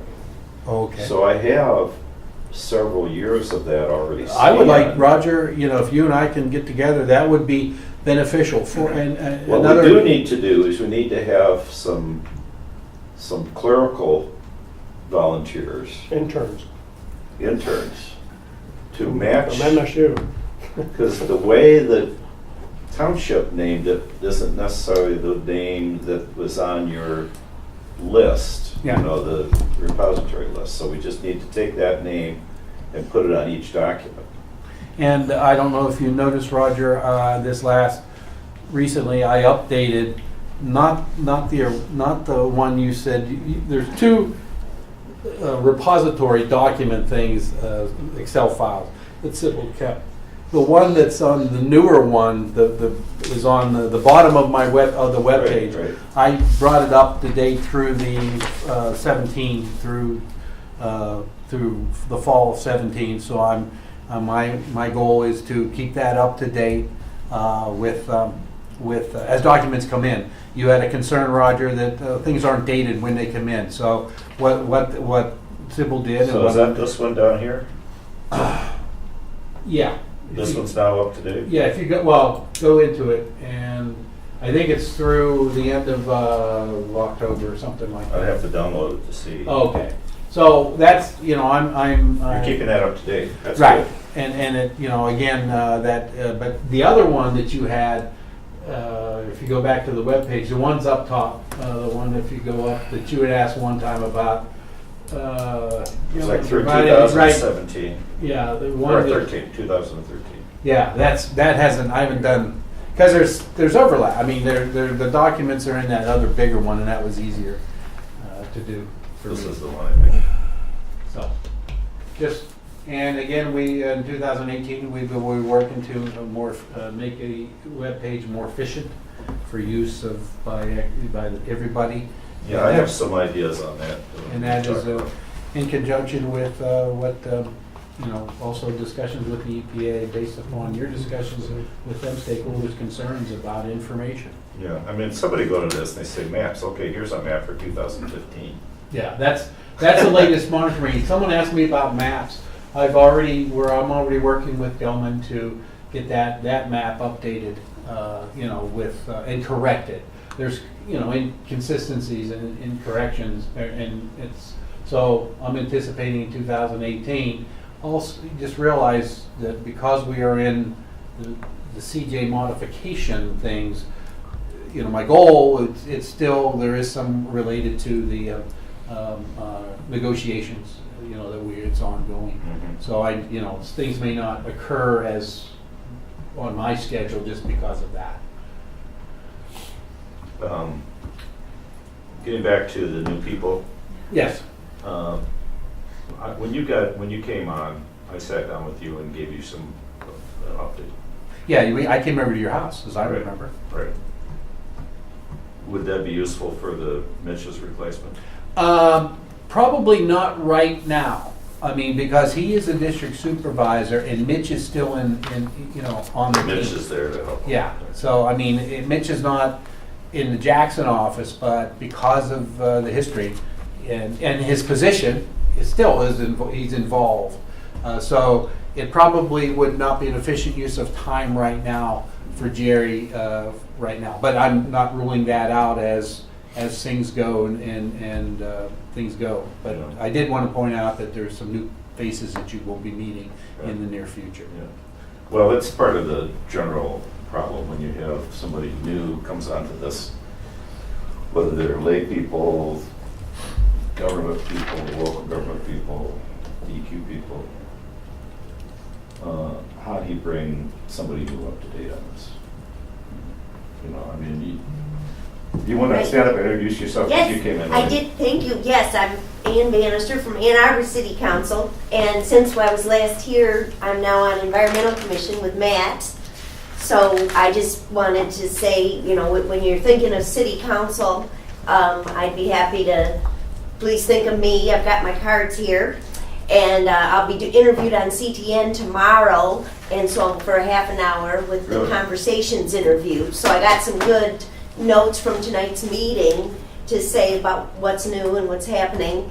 And also I thought when you were thinking of assembling the legal cases and all, Matt, do you think we should ask the city legal department, Steve Postman's area, do you think we could ask them, or would they know of more legal cases that had come through their office? It's not just city, it's county, and it's also private.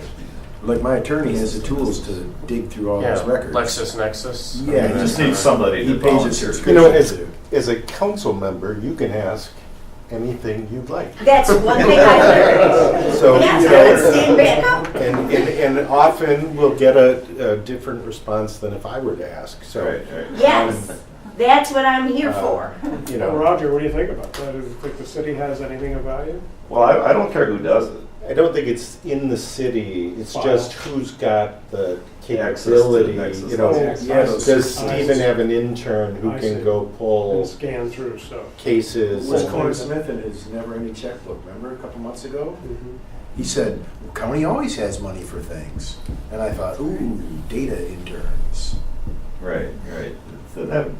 So that's a loose end that would be nice to get Yeah. cleaned up. I mean, we're all on Pluto pay here, but we still need to get things done, Yeah. Well, thanks for thinking about it and let me know. You know, we don't have to decide that right this minute. Well, you can ask. What's the best way to go about it? Yeah. Thank you. Okay. Yeah, I gotta pick up my daughter after her bass lesson. Yeah. Thanks for Thank coming. you. And I have one last thing, not related to Gilman, but if you're on the listserv, there, and you've been hearing PFOA, PFOS, their DEQ now has identified a criteria in Michigan for those compounds, so you can look that up and get that. It came out today. Yeah, that's good that they're responding quickly to that, because it's kind of like another dioxane, you know, about this, the PFAS sites. That was an article in the paper. And it is a hot button, you know, as far as Well, yeah, absolutely. there's a big site over in the west side, but it's prevalent. Well, it's in our drinking water. Yep. well, Very low Prevalent concentration. in your body. Jenny, you have to lock up after us, is that right? So, yeah, so we need to get going. Get you back out of here. So the last item, that's on the DEQ website, it was just there for kind of, about the DEQ updates on sampling, and Dan has posted that to the website, so if anybody wants to look at the results. We have December results, surface water. We did November and December. November was when the treatment system was on. December was when it was off, in some of the same locations going off past the outfall up toward Honey Creek at Dexter Road. So that, and there was no additional analysis or work plan of why they were doing it the way they did it or anything like that? no, For the that, shutdown? we did that. Although Gelman had their own, they only did that in response to saying, I'm going out and collected some samples, do you want to split? Mm-hmm. And so they said, yeah, so we went together, and really they assisted because of my hip, you know, I didn't have, the other people that would have helped me from DEQ weren't available, and so their technician, went out with me, and Farsad, you know, ran it through his lab. And the other thing I talked to Dan about was having, next time you do surface water sampling, to do some surface water sampling just down gradient from the discharge point and up gradient, because the water there backs up into the marshy area. Do you have photographs of that, Roger? Yeah, it's on the web, Yeah, that'd be good to show people. Because I think that's something that's counterintuitive, that there's so much water flow that it actually backs up and could be contaminating upstream. What we did as far as this year in 2017 surface water sampling were just grab samples.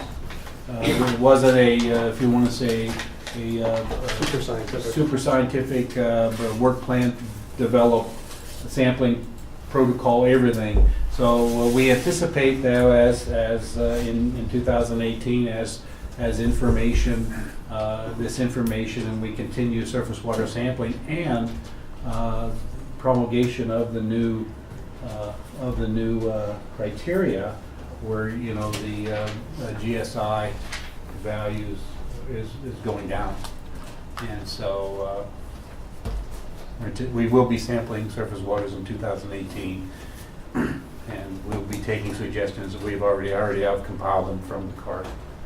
Right. So is vapor intrusion going to be in the state regs, or is that still up in the air? Vapor intrusion. With dioxane? Well, with any compound. There was a state proposal to include vapor intrusion in the new regulations. Is that still online? Yeah, there will be some coverage of in the new, and I'm not the VI person. I know. There will be some coverage, but some things are going away. Like the screening, there's different coverages now, different screening values. Some of the older screening vapor values. Intrusion will survive. Vapor intrusion is still will survive. Okay. But it's going to be a different format and protocol for evaluation. Right. Related to backing up. Right. Well, there was some debate whether vapor intrusion would go away. There was a lot of pushback. At least my understanding right now. Would anybody like a mint? I'm coughing here. No. Yeah. Well, thanks everybody for coming. Is Dana here excluded from all this? We're not a business. The parent company? Yeah, you know, exactly. Thank No, we'd love to So I'll be talk until to next them, week but or they don't maybe want Friday, but I'll Sure, let yeah, that would be great. Okay. Thank you, What Jenny. they want to do You can is figure that out. Yeah, split. Yeah, Nice meeting sure. you. Dan, thank you very much for being here tonight. It's My really plan, as helpful. far as for me, is I'm gonna try to attend as many of the monthlies as I can. That would be fabulous. You know, that doesn't necessarily, I know you I might will not be tell able you to that make I it do all have a the way. conflict. Guess what, I'm on the church board